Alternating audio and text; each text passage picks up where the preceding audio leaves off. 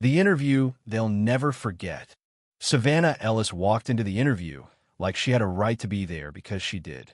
At 43, she was the definition of professional poise, with nearly 2 decades in strategic branding and a reputation for elevating consumer engagement campaigns across industries.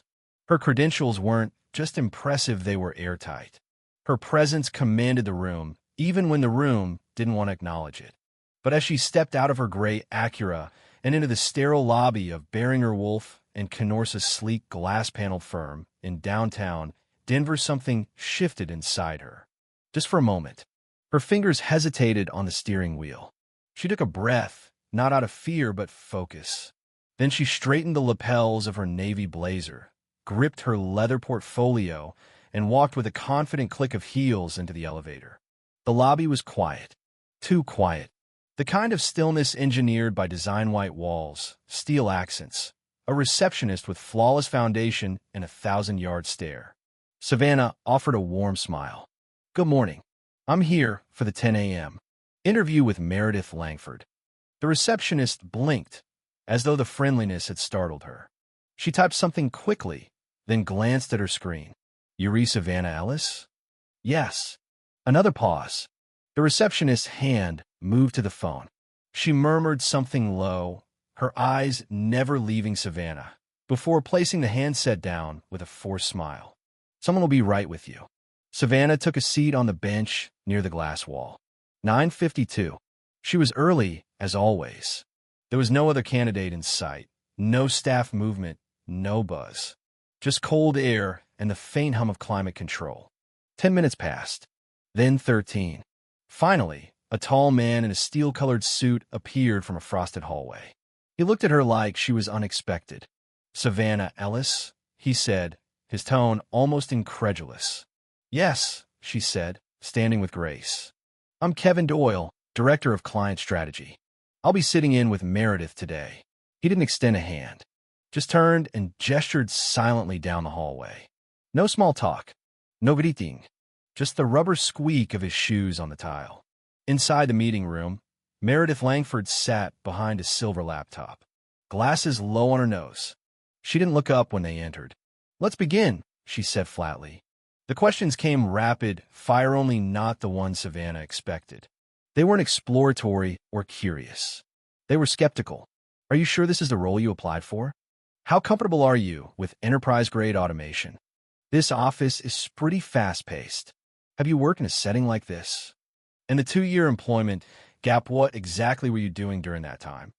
Savannah kept her composure, even when the tone shifted from clinical to borderline sarcastic. When she mentioned managing international portfolios, Meredith raised an eyebrow. "International from where exactly?" "Singapore, Toronto, Frankfurt." 15 minutes in, Kevin closed his notebook. "Actually, it looks like the position was filled internally last night," he said, almost with relief. "Apologies for the mix-up." Before Savannah could speak, Meredith added curtly, "We'll keep your resume on file." No handshake, no follow-up, just a pointed motion toward the door. As Savannah walked back into the lobby, the receptionist busied herself with the phone, pretending not to notice. The elevator doors opened. Savannah stepped in alone. But even before she reached the parking garage, someone upstairs had already seen everything. Behind a tinted wall on the 10th floor, Adrian Vale hadn't moved since the receptionist first picked up the phone. He stood with arms folded, jaw clenched, observing everything through the security system's live audio and video feed. 3 days ago, Adrian had finalized a quiet but sweeping acquisition of Beringer Wolf and Canorsa majority stake that gave him full operational control. No press release. No handshakes. That wasn't his style. He didn't want fireworks. He wanted clarity. Born in New Orleans, raised in Seattle, Adrian was a disciplined builder of lean, high-impact firms. At 47, he knew how to spot talent and rot. What he saw at Beringer Wolf was concerning. A lack of representation, promotions by comfort, and an unspoken loyalty to sameness disguised as culture fit. That morning, Adrian didn't want introductions or rehearsed welcomes. He wanted authenticity. And so, he asked his wife, Savannah, who had stepped back from corporate life to care for her ailing father, to apply anonymously for a listed position. She didn't need the job, but he needed the truth. Now he had it. "Play back the last 5 minutes," he said quietly.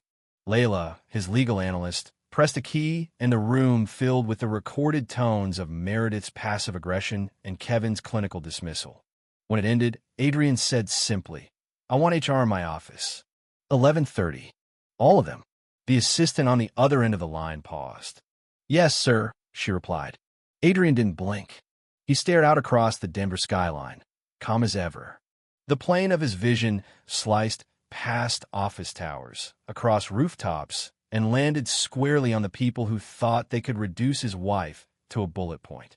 Meanwhile, Savannah sat in her car in the garage, motionless. The early confidence had drained from her. She wasn't angry. She was disappointed. She hadn't expected red carpets. But she hadn't expected condescension, either. Her hands rested in her lap. She stared at the dashboard, watching the sunlight stretch in geometric lines across the leather.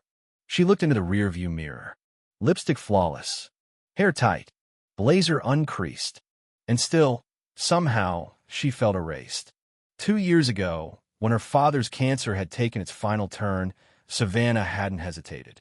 She managed every doctor's call, every medication change, every late-night emergency room sprint.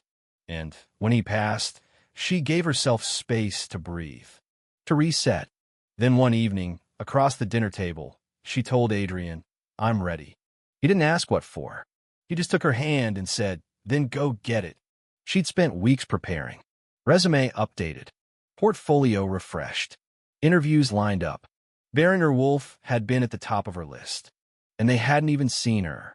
A buzz from her phone. "Heading home soon. Don't go anywhere just yet." She didn't reply. But she knew Adrian. That lack of punctuation meant he was already moving. Meanwhile, upstairs, emails were flying. Kevin glanced at his phone mid-lunch. Mandatory HR meeting. 11:30. 10th floor. Boardroom. He called down the hallway. "Meredith, you see this?" "Yeah. Probably merger paperwork," she said, adjusting her blouse. They didn't think much of it. HR meetings happened. They were always procedural. But this wasn't procedural. At 11:28, Kevin walked in. Meredith followed at 11:29. They laughed about a typo in a client proposal until they saw the room. No presentación. No proyecte. Just Adrian Vale, flanked by Layla and 2 HR directors, Nina Delgado and Charles McKinnon. Adrian said nothing at first. "Sorry, we weren't told what this was about." Meredith finally ventured. "You will be," Adrian said, then nodded to Nina. "These are transcripts from this morning's 10 a.m. interview with Savannah Ellis," Nina began. "The session was recorded and observed per our Equity Oversight Initiative." Kevin blinked. "Wait, that was reviewed." "It was live," Charles said quietly. Meredith folded her arms. "We thought that appointment was canceled." "It wasn't," Adrian interjected. "You both met with a highly qualified candidate, and instead of conducting a fair interview, you questioned her qualifications and told her the role was already full mid-interview." Kevin tried to recover. "We had an internal applicant come in last minute." Adrian didn't blink. After the interview had already begun, Meredith glanced away. She just didn't seem like the right fit. Because a 2-year gap. Her resume was unusual. To care for a dying parent, which was clearly stated. Anything else? Neither spoke. Or did you see something that made you dismiss her within seconds? Still nothing. "Here's what's going to happen," Adrian said, stepping forward. "We're conducting a full audit. Every hire, every rejection. Effective immediately, you're relieved of your roles. You won't be included in the leadership transition next week." Meredith stood abruptly. "This feels personal." "It's structural," Adrian replied calmly. "And I don't have time to comfort people who confuse bias with standard procedure." As they left in stunned silence, the receptionist outside looked up wide-eyed as Savannah walked back in. No sideways glances this time. "MS. Ellis," a suited assistant said. "Yes. Right this way. Mr. Vale is expecting you." She followed him into a side corridor she hadn't seen before. Polished, lined with accolades, and then into a conference room that overlooked the city. Adrian stood. He didn't smile, just studied her face. She gave a nod. "I'd like to introduce Savannah Ellis," Adrian began, "a leader in brand strategy with over 15 years of industry-defining success and someone who was dismissed here just hours ago without fair review." Savannah stepped forward. "I wasn't looking for pity when I applied," she said. "I wasn't hoping to be discovered. I know what I bring. I don't need permission to belong." The room was silent. She continued, "I stepped back from my career for my father.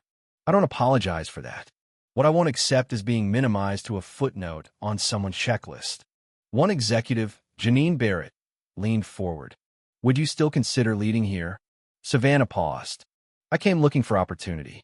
What I found was confirmation. I'm not here to convince. I'm here to build. If you're not ready for that, I already have something better in motion." Adrian nodded subtly. Savannah turned and walked out. She didn't look back. That afternoon, the company issued a memo. Subject line: Leadership Realignment and Culture Reset. It didn't dance around facts. It acknowledged failures. It announced departures. And it introduced Adrian Vale as the new CEO with a mandate for reform, not rhetoric. At a cafe across town, Savannah reviewed her business plan. She'd already named her new firm, North Current Strategies. Her mission was simple: elevate voices too often sidelined and reframe what excellence looked like starting from the margins. Clients were already reaching out, and when a barista handed her a free latte whispering, "I heard what happened yesterday. You were incredible," Savannah just smiled. That evening, she and Adrian sat in their kitchen. Lemon slices and warm tea. The smell of rosemary in the air. "They offered you the job, didn't they?" he asked. "They did. And I told them I had something better lined up." He grinned. "Name it yet." "North Current." He raised his mug. To the current shifting. Savannah sipped, calm and resolute. Change didn't begin with a title. It began with a line drawn in quiet dignity, with someone refusing to shrink, and with a woman who knew her worth long before the world ever caught up. 6 months later, the name North Current Strategies had started to echo in spaces where no one had thought to listen before. It wasn't loud. It didn't arrive with Super Bowl ads or flashy stunts. But it was present like a quiet tide building beneath the surface, reshaping shorelines with every pull. Savannah Ellis sat in the back corner of a strategy summit in Chicago, dressed in simple earth tones, her laptop open, notes organized in 3 columns. Message clarity, cultural impact, and missed voices. The panelists on stage didn't know she was there not yet. But by the time the breakout sessions ended, 3 of them had her card, and one had already asked to grab coffee and maybe collaborate. She smiled as she slipped away before the applause ended. That's how she worked now. No need to dominate. Just disrupt precisely with intention. Back in Denver, Adrian was finishing up the final interviews for a new chief people officer at Berner Wolf. The firm looked entirely different. 6 new directors, 4 of whom came from outside the traditional Ivy-locked recruiting channels, had already been brought on. The company's website now displayed its leadership photos side by side with bios that included not just achievements, but values. It wasn't perfect. No institución turns overnight. But the difference was unmistakable. One afternoon, Adrian received a handwritten letter from a former junior associate named Priya Solanki. She'd been with the firm 3 years, but left after being passed over for promotion twice. Her words were simple. "I watched what you did, and what Savannah did. I used to wonder if I was just imagining it. Now I know I wasn't. Thank you for naming it. I'm launching my own practice next month. You helped give me permission I didn't know I needed." Adrian folded the letter carefully and tucked it into the journal he kept for days when the doubt creeps in. Meanwhile, Savannah's firm had grown to a team of 7 women, 2 men, 1 non-binary strategist, all from different corners of industry, geography, and identity. They met twice a week in a shared workspace filled with post-it notes, local coffee, and a rotating playlist of jazz, soul, and lo-fi beats. Their projects range from rebranding a Black-owned wellness company to auditing the internal language of a major media network. They didn't just chase contracts, they curated them. Clients who weren't ready to listen didn't make the cut. Savannah made sure of it. One of the firm's most viral moments came unexpectedly. A major airline had quietly reached out, asking for help reimagining its inclusive onboard experience. But in the first proposal meeting, a senior VP referred to marginalized passengers as non-traditional travelers. Savannah didn't even flinch. She closed her folder gently, looked the VP in the eye, and said, "If you're still using language that centers whiteness and wealth as traditional, then you're not ready for what we do." Then she stood up and left. By that evening, screenshots of her firm's values manifesto had gone viral on professional networking sites. It read, "We don't perform inclusion. We build it brick by brick. We don't whisper truth. We write it in our contracts." The message resonated. Requests poured in. But Savannah was careful. She didn't want popularity. She wanted integrity. Late one Sunday night, she and Adrian sat under the patio lights of their townhome, drinking mint tea while the dog lay snoring at their feet. "Do you ever miss it?" he asked. "Miss what?" "The predictability. The structure. The quarterly bonuses." She laughed softly. "That's like asking if I miss being invisible in a polished glass box."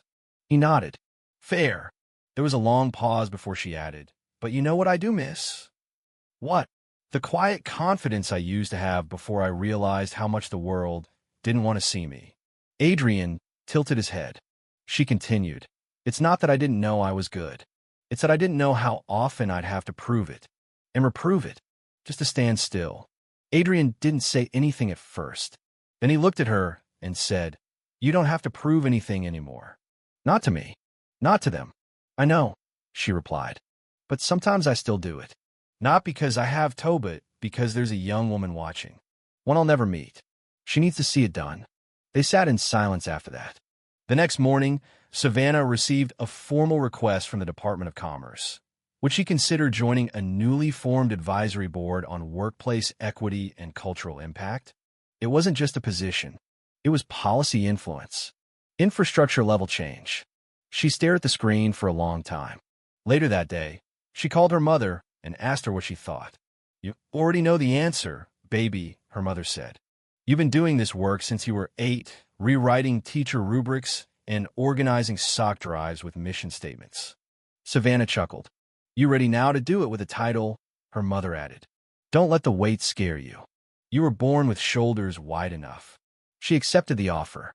In her first session as part of the federal working group, Savannah suggested something radical: that companies receiving government contracts be evaluated not just on performance, but on cultural safety scores derived from internal climate assessments. It wasn't immediately adopted, but got press, and pressure, and conversation. And that was enough for now. As winter rolled in, North Current Strategies launched a storytelling fellowship for first-generation marketers from underrepresented backgrounds. Hundreds applied. 12 were selected. The first cohort had tears in their eyes as Savannah welcomed them. She didn't talk about resilience. She didn't need to. She talked about clarity. "You don't need to push your way into someone else's house," she told them. "You can build your own. But if you do walk into their stove, knowing that the power isn't in being accepted. It's in being undeniable." One of the fellows later shared that line on her graduation cap. Another used it to open a TEDx talk. And that receptionist from Beringer Wolf? She quietly left the firm 2 months after the incident. Word got around that she'd started working at a community startup accelerator downtown. One day, Savannah bumped into her in a crosswalk. The young woman looked startled, almost sheepish. Savannah just nodded and said, "We all start somewhere. What matters is how we decide to move forward." That night, she wrote in her journal, "Change is slow, but momentum is not invisible. If I keep moving, others will see the path even if I never meet them. And that's enough. That's legacy."